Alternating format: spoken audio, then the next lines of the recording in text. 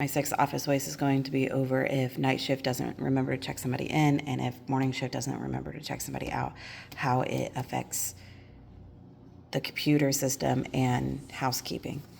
Wasted employee genius of this is when I came in, I saw that they weren't checked in. I looked at both lockbox keys. There was no keys in it. I looked at front desk log. There was no notes.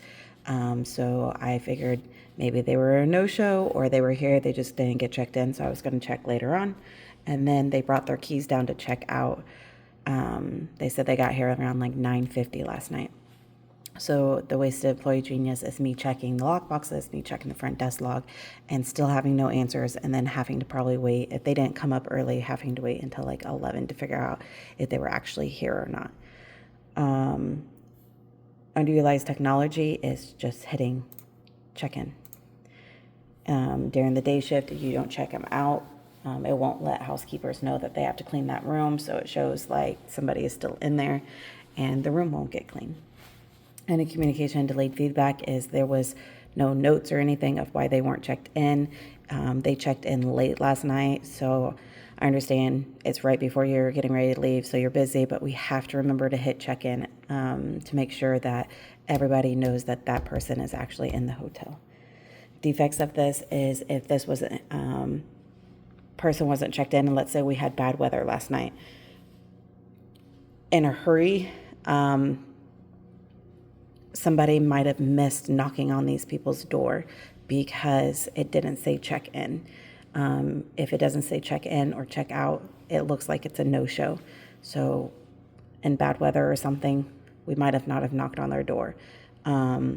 This morning, if housekeepers came in, they would have thought, oh, that room's clean, I can just skip it because they were a no-show. So it leaves a dirty room that we couldn't be able to sell. Overprocessing was all the extra steps I had to take. I went to the lockbox, there was no keys. I went to the front desk log, no notes. I looked at the key thing and their keys were on. So then I was like, okay, well, I'll wait until 11 to see if they are actually here or not. And they came up early and gave me their keys. So I turned off their keys and they'll be checking out soon. Being difficult to do business with. Let's say we were sold out last night and we had somebody technically sold out last night, but this one was a not checked in. And then we had somebody come in this morning willing to pay our early check-in fee.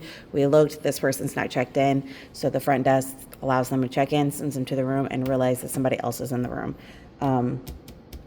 That can cause a lot of problems through our guest, being very upset that one, somebody got walked in on, and then the other one walking in on somebody.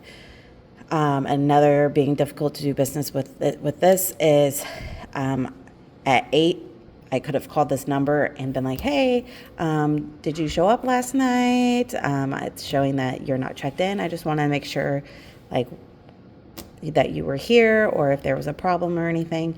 And I could have woken them up even though they were already on property.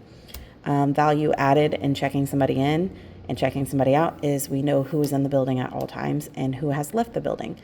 Non-value added in not checking them in is it messes up our system.